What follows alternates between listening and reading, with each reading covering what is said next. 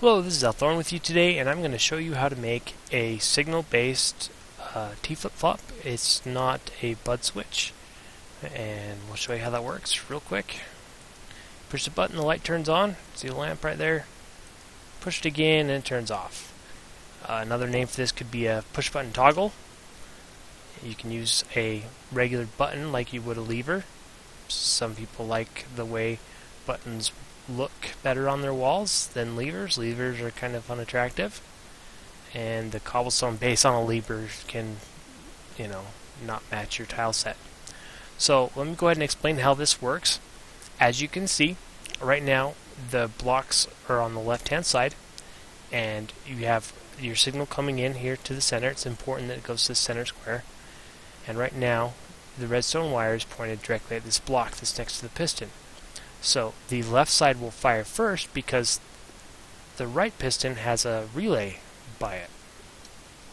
As you can see, the left side fired first. Now what happened when that block moved is the redstone dust on this square now connected to this square here.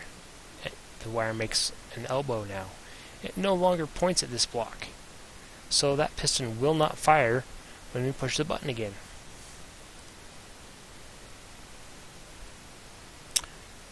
That's pretty neat. It only uses one relay and two standard pistons and, well, the torch. When the blocks move over the torch passes power through the block, sending the signal down this wire here. This is your output. Let's go ahead and show you how to build that.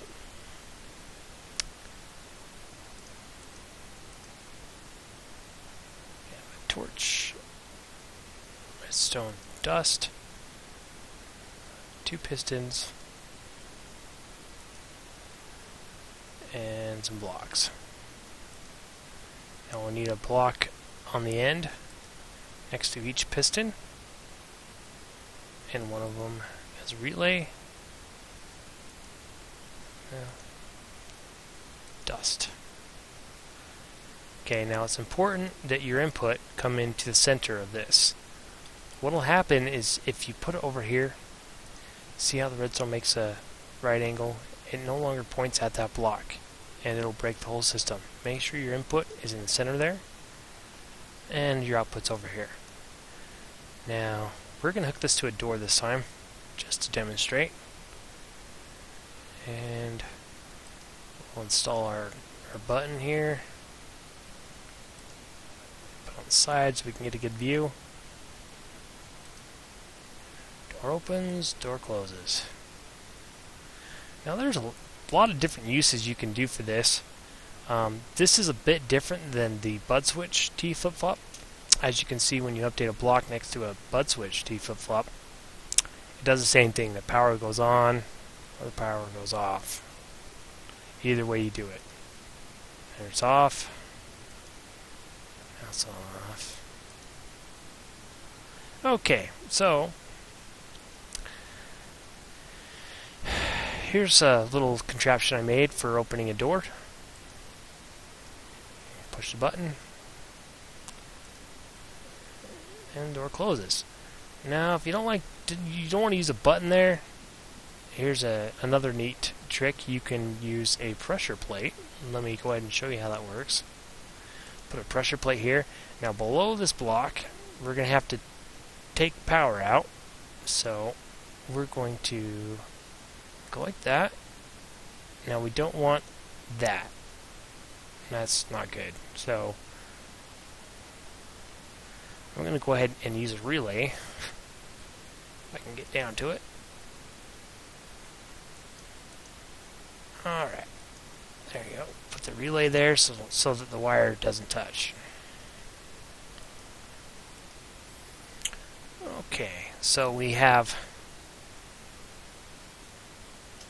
this button here sending power through the T-flip-flop, and then a pressure plate doing the same thing. So we'll see how this works. Alright, we're at the door, push the button, go in, go through. Oh, look at that. The touch plate closes the door for us. This could be problematic if you're in a high traffic area where you're just walking by and it'll open the door for you, but there you go.